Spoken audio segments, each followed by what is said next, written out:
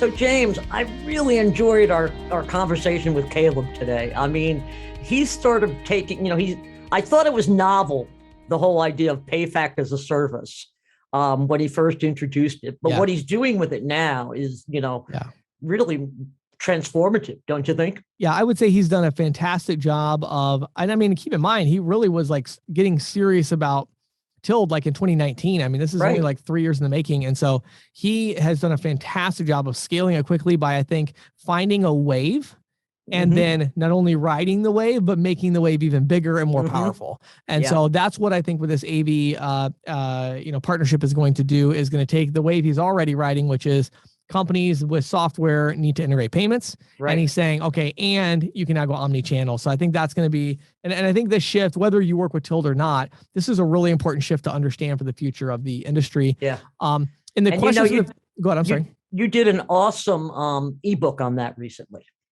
Yeah, well, actually, I did it with Tilled. It was a Merchant Sales Insight that they sponsored. Yeah. So we talked about that. Merchant Sales Insight on that. I personally sent it out to a lot of people. So I think if you want to look at that one, just go to ccsalespro.com/insights and check that out.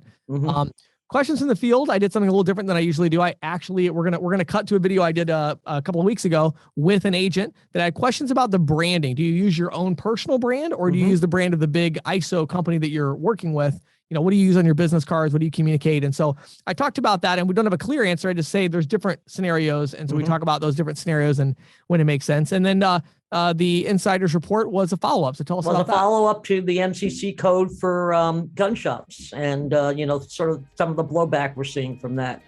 So I think we have a great episode, James. And of course, as in the past, this episode is brought to you by NMI. You can go to see them at nmi.com. Awesome. Well, let's go. Let's do it. Welcome to the Merchant Sales Podcast. Hey, everybody. Patti and I are here today with my good friend Caleb Avery, who is the founder and CEO at Tilled. How are you doing today, Caleb? I'm doing fantastic. Really appreciate you having me back on the show today. Oh, it's great to have you. Yes, we wanted to talk about this strategic partnership that you've created with Aevi. Spelled Aevi for those who don't know.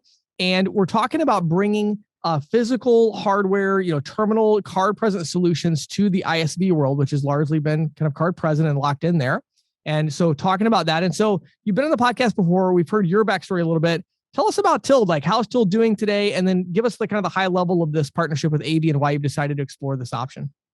Sure. Thanks for having me back. So Caleb Avery, founder and CEO here at Tilled. Our platform we call PayFac-as-a-Service. And our mission is to empower ISVs and vertical software companies to monetize the payments that are flowing through their platform. And so a lot of these companies are coming to us where previously they've just been passing along the 2.9% and 30 cents from someone like Stripe or Braintree onto their customers. And for a lot of them, they started with card not present payments. That's the easiest place for a vertical software company to start. And what's so important about this partnership with Aevi is that it's really turning Tilled into an omni-channel solution for these vertical software companies so that they're not only providing the online card not present solution for their merchants, but they're actually creating a fully unified omni-channel experience for their customers. And so we're unbelievably excited about what this partnership with Aevi is going to do for Tilled and our solution that we're providing to our ISVs and their downstream merchants.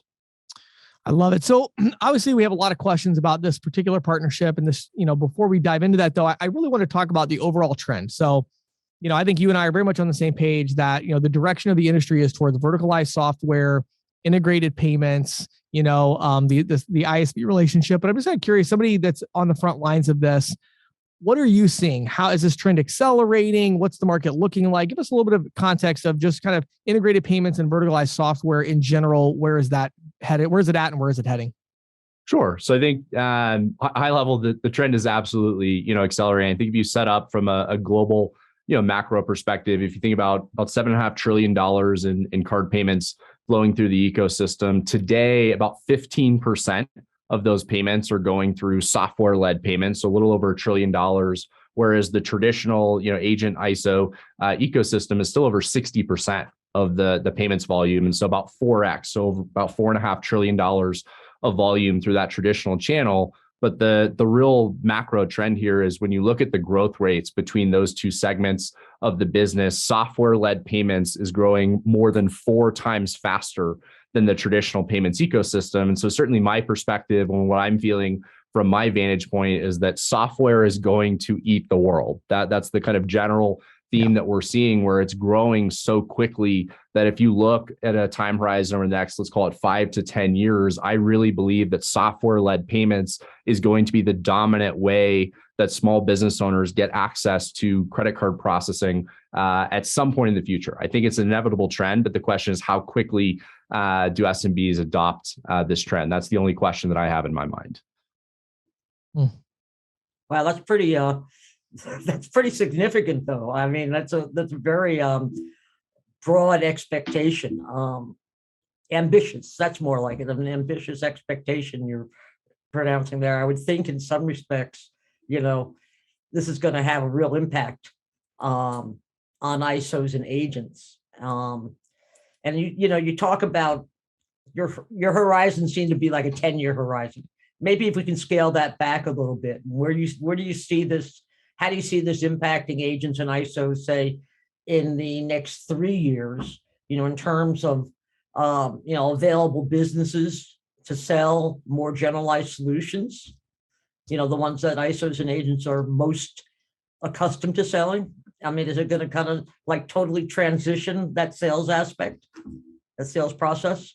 So it's a great question, Pat. I think the reality is it's not going to be this overnight transition. It's not like we're going to wake up in 12 months and all of a sudden there's not an opportunity for an agent or an ISO to go out there and sell business. It's really going to be a gradual transition that happens over a period of time. I started my first ISO over a decade ago, and people were already predicting the death of the ISO when we got into the industry. And so the reality is it's a trend that people have been predicting for quite some time. And I think for those of us in the industry, like, there's still a strong opportunity today. I'm not sitting here and saying you can't go out and be successful as an agent or an ISO selling door to door to small business owners. But what I am saying is that the landscape is shifting.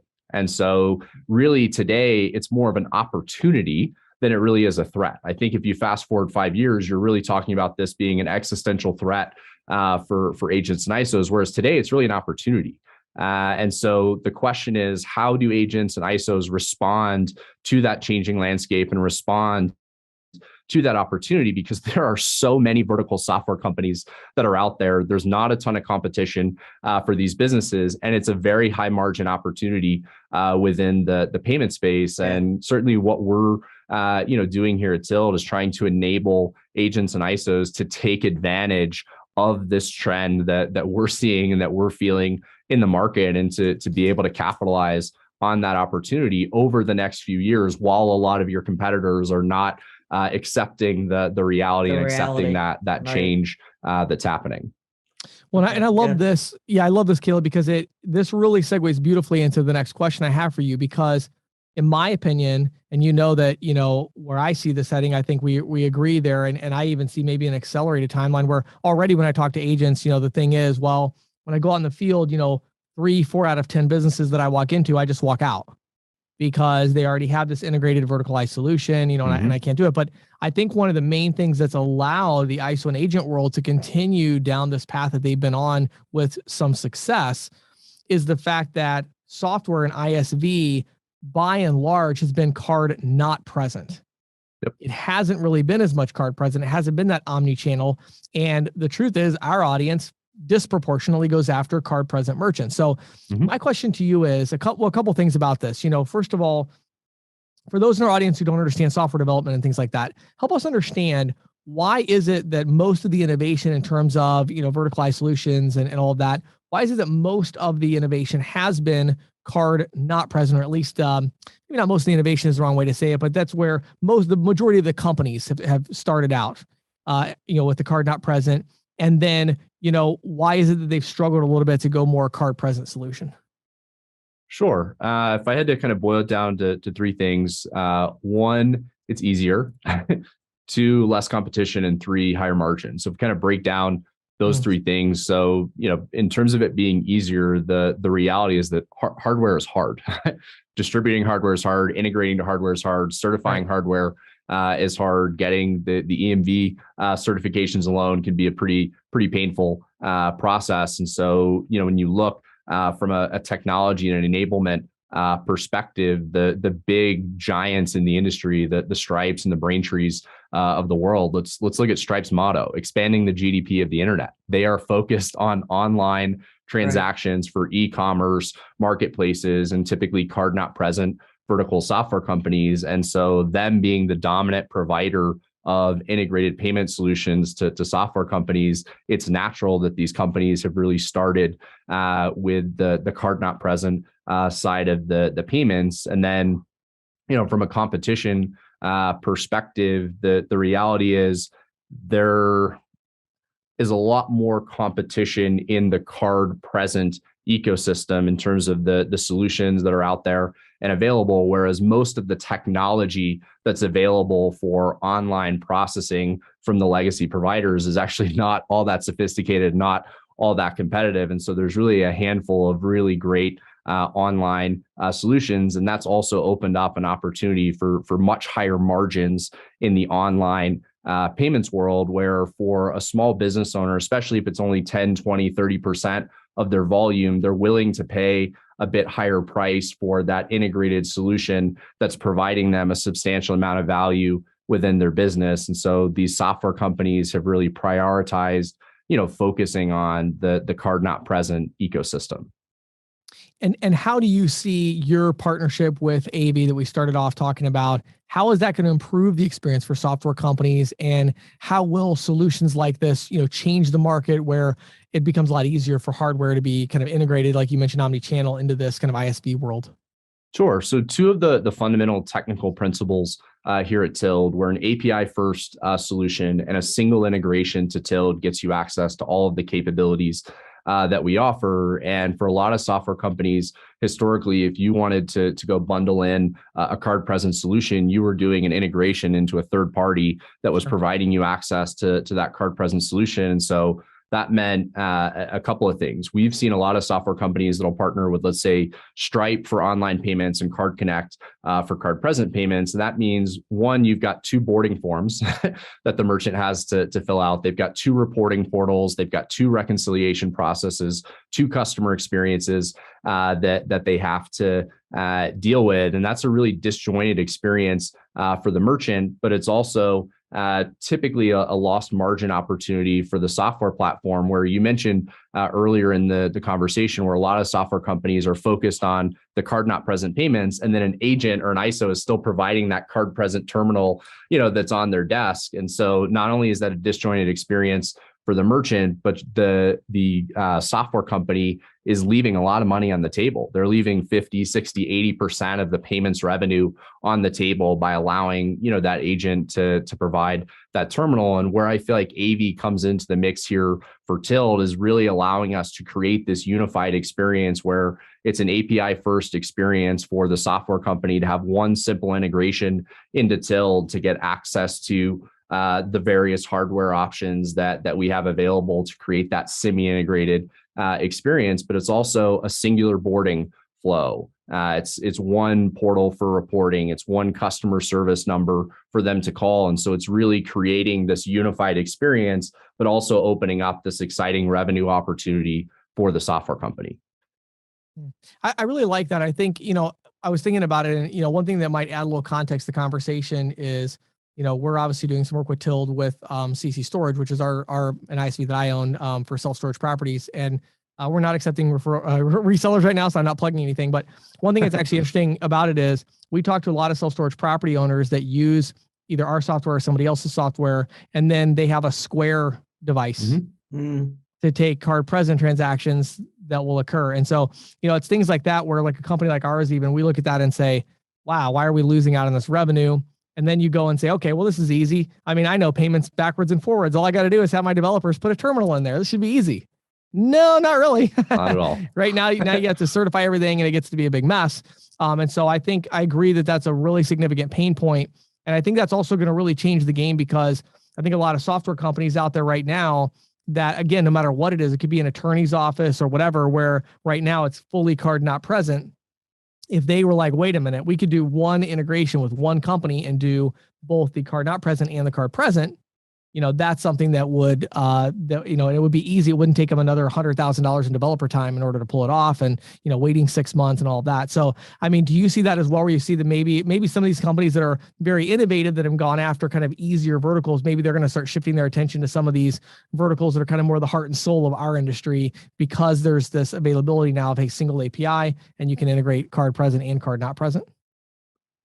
So from an industry perspective, I think the reality is there's vertical software companies focused on almost every single vertical imaginable at this point. But what I do think that you'll see is them penetrating more into the card present ecosystem. And one of the pieces of the puzzle that we haven't really talked about is just the headache of actually boarding, deploying, and supporting terminals. And for a lot of software companies, they haven't really wanted to get into that card present world because, well, how do they order the terminal? Who's going to ship it to them? Who's going to program that terminal? If it breaks at 11 p.m. on a Saturday, who are they going to call, to support that? And that's one of the pieces of the puzzle that we're filling for these vertical software companies by really providing that end-to-end solution for them. And so I think that's been another complexity that has kept vertical software companies out of the hardware environment, just not wanting to deal with the practical reality that we all know that have done terminal downloads and done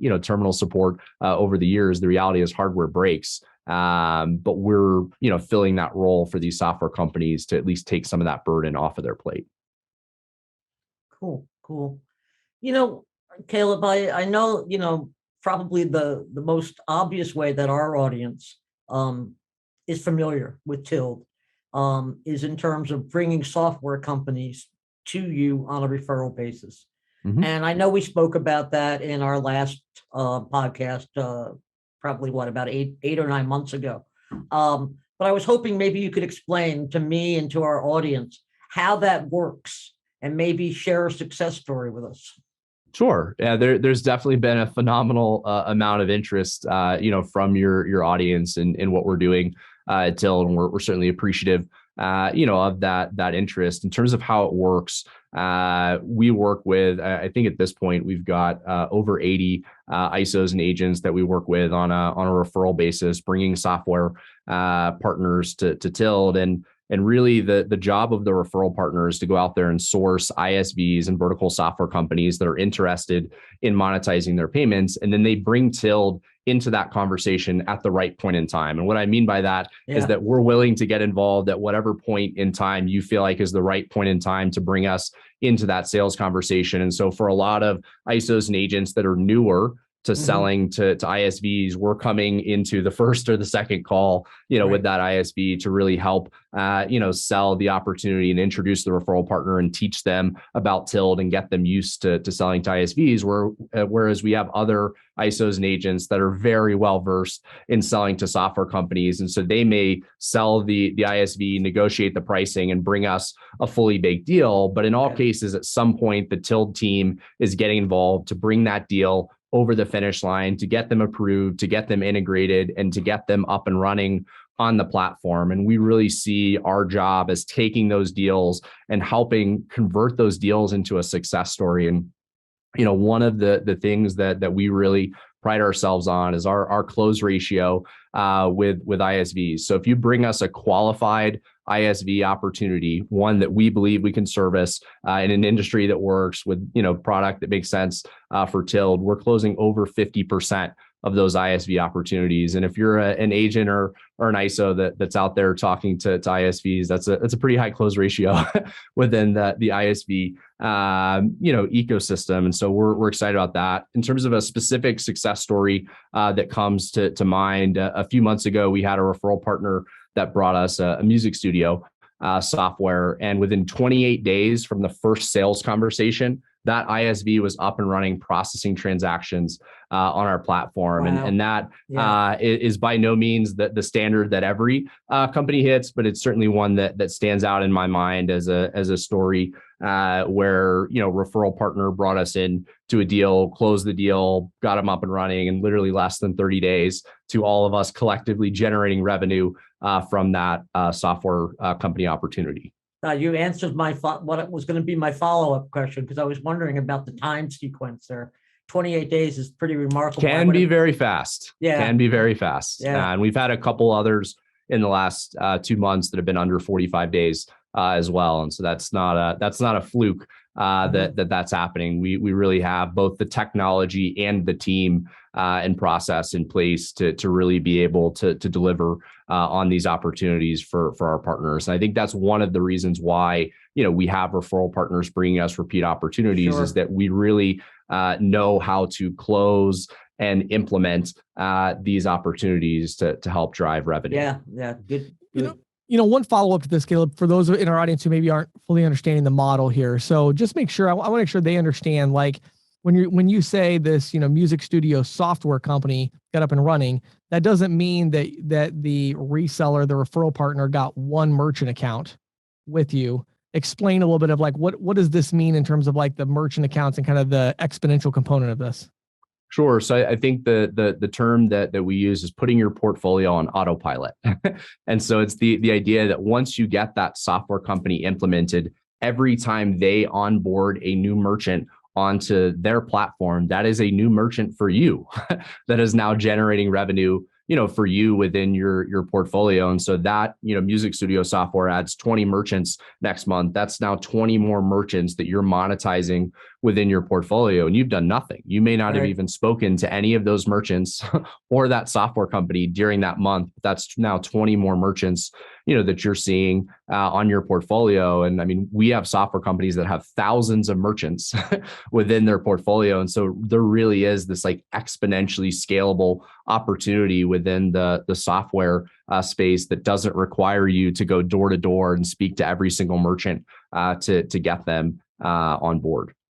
Yeah, I love it. And I think one last follow-up I had on this is, when you look at this Aevi partnership and the idea of the omnichannel, are there some specific software companies, like types of software companies that maybe now would be a really good fit that before you had the Aevi partnership, it's kind of like, nah, stay away from those? Like, what should the referral partners be kind of looking for in terms of types of software companies now with this new partnership?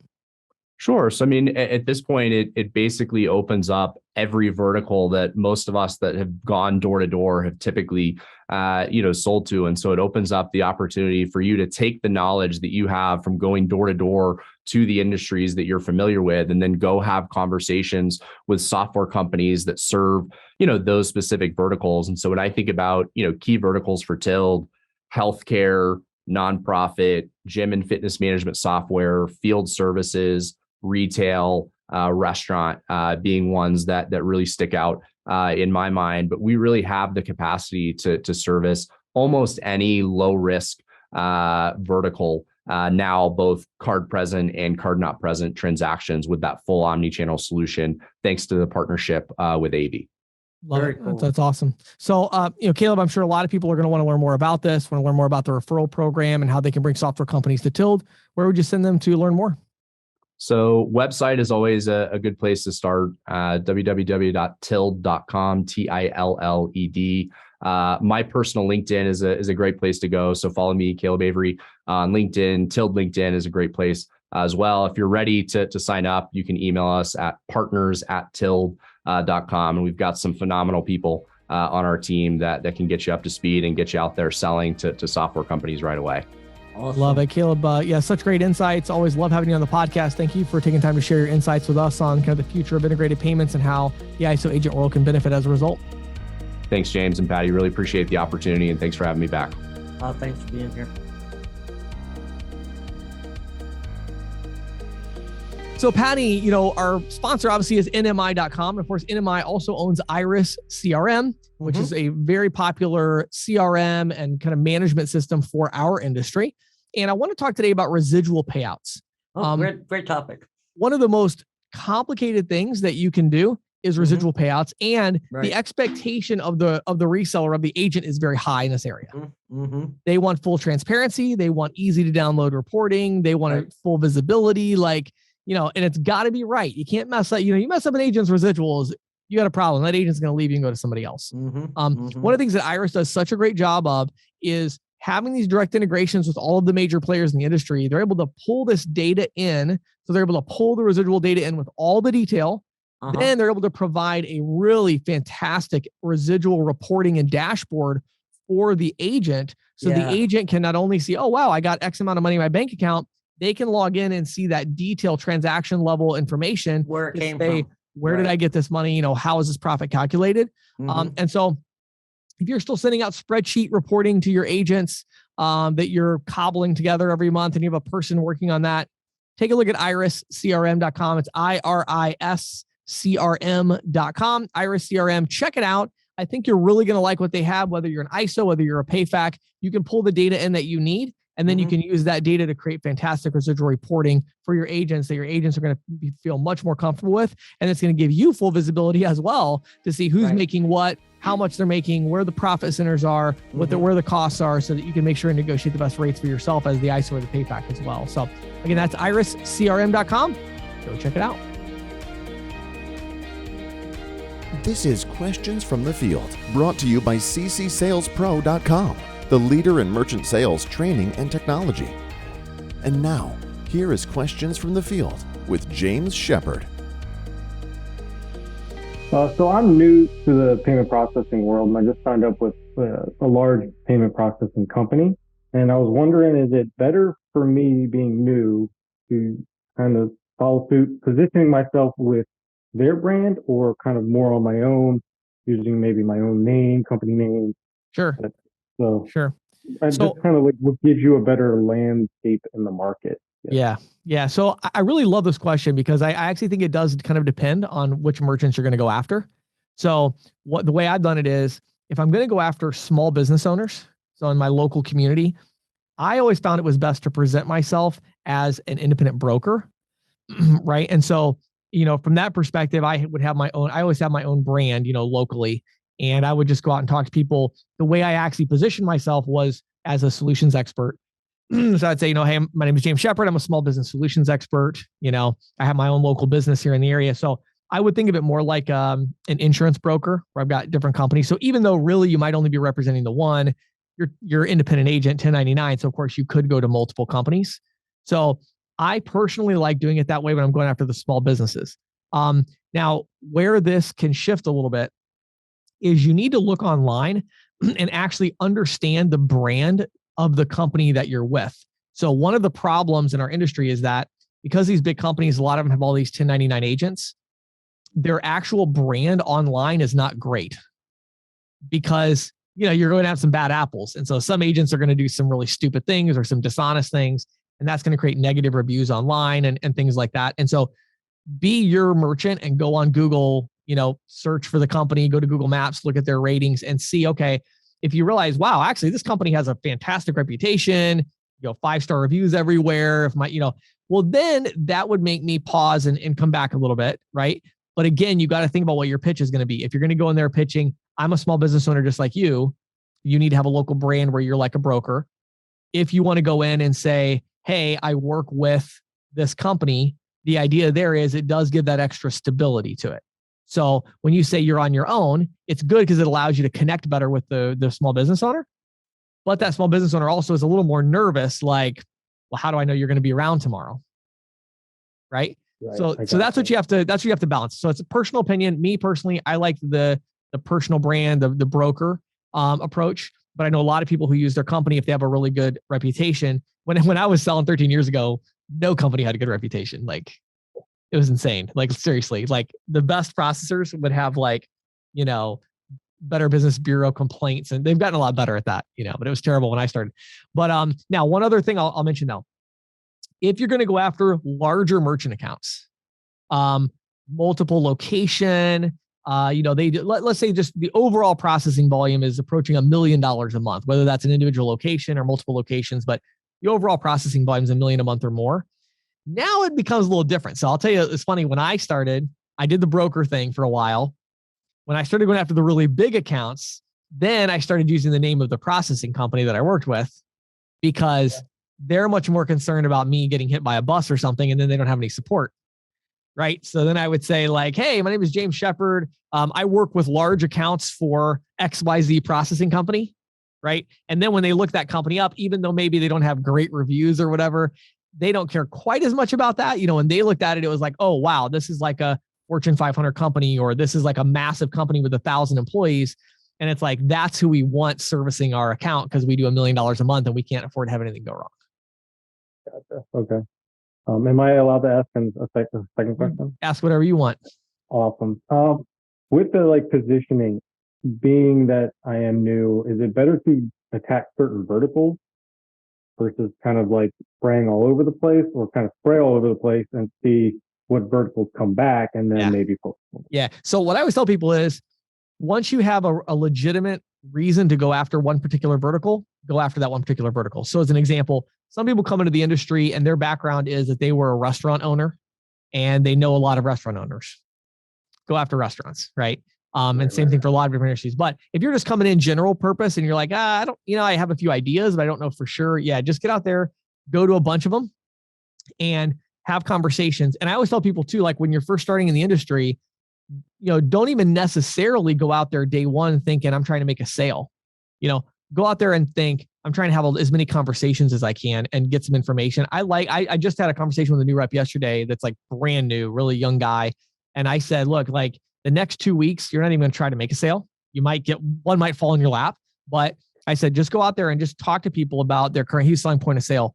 And I said, go out there and just talk to people about their solution. You know what I mean? And see what are your competitors? What are they like? Then I said, let's talk again.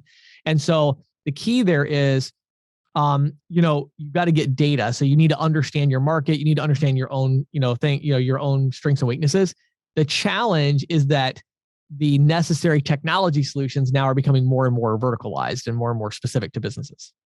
So that's really the challenge. Like until you have a specific vertical, you're going to have a bit of a tough time. But I always tell, new agents in the industry, I say, when you're getting out there, there's nothing at all wrong with getting your foot in the door with a standalone terminal, with selling, dual pricing, which I know which processor you're with, and they have their dual pricing program. So, you could sell a dual pricing with a standard terminal, even if they have a point of sale system. You could say, I'd love to integrate with that at some point down the road, but to get started, let's put a terminal next to this thing so at least we can eliminate your processing fees. There's nothing wrong with that as long as you're aware that that is not a future-proof account. And if you don't do something about it, you're going to lose it in the next 3 years. So you need to be constantly talking to them, staying in monthly, every other month type communication with them, making sure they're happy, and then making sure that within 6 months, as you start to figure out the industry a little bit better, the technology better, make sure you're going back to them and saying, hey, whether you're ready to upgrade now or not, I just wanted to make you aware that I'm your guy when it comes to the technology solutions as well. Okay. So if you see some Facebook ad or you see somebody calls you and says, hey, we've got this free point of sale system that tracks inventory or that does payroll or whatever, just understand I have that as well. I would be happy to talk to you about that now if you'd like. I just want to make sure you're aware of it. You know what I mean? Yeah. Protect yourself from that attrition. Because I have noticed more of the software style companies that are specialized in those verticals in certain segments seem to be pretty prevalent in the town that I'm in. So yes, that's kind of why I asked that. Is it? Yeah, and you know what? That also is a big part into which vertical you end up choosing to focus on. And again, I say this all the time, but it's like, I don't mean the only thing you're going to do is sell this one vertical, right? I just mean that's where your focus is going to be. You're still going to get referrals. You're still going to do networking. You're still going to do prospecting, where you may go to a lot of different businesses. But I like spending, I tell new agents, especially within 6 months, you should be spending 2 hours a day on one vertical, right? And getting better and better at that. But then you still have another 6 hours that you're, doing other things, right? You're right. Okay. But and then what'll happen is you'll end up going from 2 hours a day to 8 hours a day on one vertical over the course of 2 years, or you'll find 2 other verticals that you're going to spend 2 hours a day on, and then have a couple hours to do whatever you need done. You know what I mean? But yeah, I would say, if you look at your talent as you get out and start to know people, yeah, you might notice that like all the pizza shops in the area seem to have this one point of sale system. Well, you need to look into that. I mean, are you really ready to compete with them? And if not, I wouldn't go after that vertical. I'd look for a different one. Maybe you go to the auto repair shops and you're like, hey, you know what? The auto repair shops all seem to still have these standalone terminals, right? Now that tells you that they're probably not going to be willing to pay for a point of sale. But maybe if you can work out some kind of a rental deal or something where you could put a nice point of sale in there that has the features they need. So that's the idea. You got to evaluate, what are your strengths and weaknesses? what's the market like and where's the available kind of space? And then what kind of programs and solutions does your processor offer that would be a good fit for a particular vertical? So kind of like once all that comes together, then you're like, okay, cool. I know what I'm going to go after. Okay. And is size matter when you're starting out? Just go after whomever at this point. I try even though to, maybe some of them aren't going to be very profitable in right. the beginning. Yeah, you really initially care mostly about stick count. You just want to get deals, right? And so as a result of that, I try to steer clear of really big businesses initially, just because I kind of want to get my feet wet. I want to understand how the process works, and it's just a lot easier to do that on smaller accounts. Now, having said that, I don't think you want to go to your local flea market or farm. You know what I mean, like farmers market or something. I'm not saying that. I'm not saying the $500 a month merchant, right? But you're talking about when you're walking down the street, go to every business except the ones that are professional services, attorneys, accountants, financial planners, and the ones that are obviously massive franchise corporate type businesses. So just your run of the mill normal business, go to all of them. And once you've talked to 100 business owners, which shouldn't take that long, once you've had a conversation with 100 business owners, at that point, you should be able to step back and say, okay, where's the opportunity in my market? Right. And then you still, again, you keep prospecting everybody, but you say, okay, I'm going to take an hour or two every day to start really thinking about how can I go after this vertical, get industry publications and read them about that vertical, right? Okay. Get to know everybody in the area, look and see if there's associations you can join, find books, how to successfully run a hair salon. You know what I mean? How to start a pet grooming business, become like the merchant where you're just like soaking up all the information, understanding it, then look at all the solutions that are out there.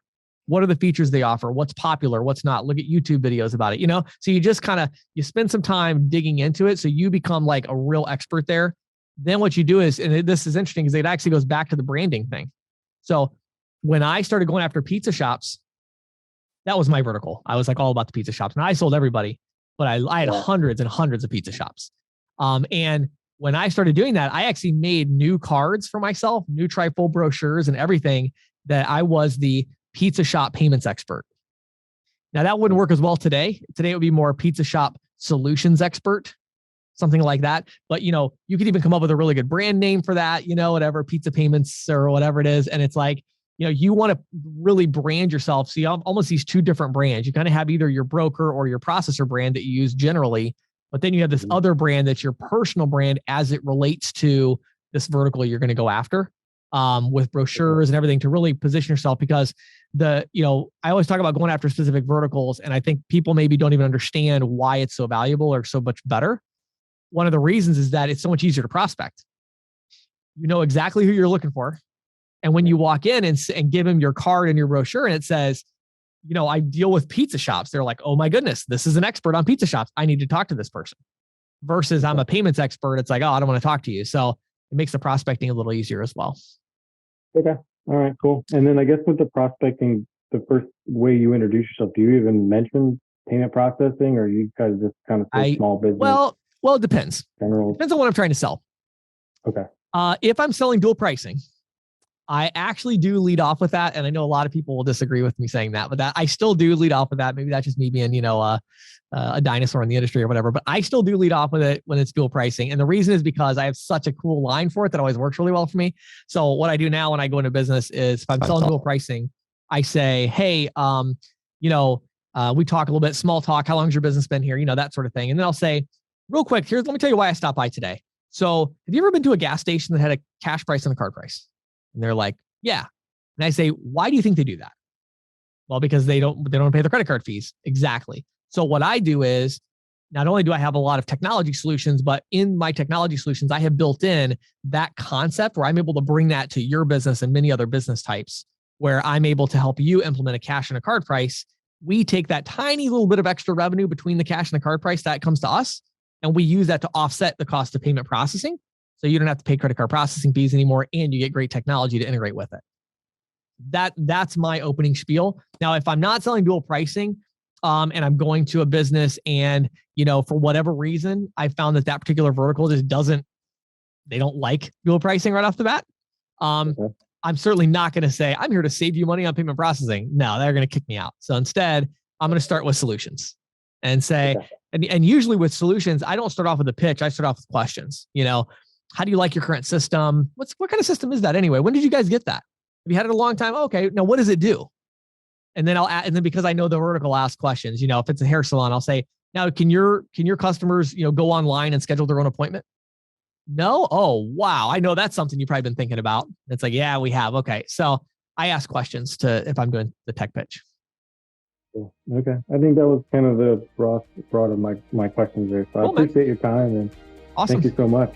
My pleasure, man. We'll hope you have a great day and reach out anytime. Very good. Thank you so much, James. Have a good day. Thanks, Jason. This is the Insider's Report with Patti Murphy, brought to you by The Green Sheet. So last week we talked about the new MCC code for gun shops. This week I'm going to report on some of the blowback. Okay. As background, in case anybody missed last week or missed this in other news outlets, the global standard setting body, ISO, decided to create a new merchant category code for gun and ammo stores. Until now, at present at least, these shops are categorized as durable goods or specialty retailers. But Republican members of Congress and the Republican attorneys general of 23 states are warning the card brands not to move forward on implementing this new MCC. They're asserting the plan could lead to the misuse of consumer data and would do little to protect the public. The attorneys general of Tennessee and Montana told the Wall Street Journal that they would launch investigations into the card brands if they moved ahead with the plan. And a letter sent by 11 Republican senators to the card brands threatened a legislative remedy if they do what the senators described as an end run around the Second Amendment. Now, looking at this, there appears to be some misunderstanding in my mind about MCC codes on both sides of the debate. The attorneys general of New York and California, who are both Democrats, have said the card companies should begin tracking gun sales and flagging suspicious purchases to law enforcement.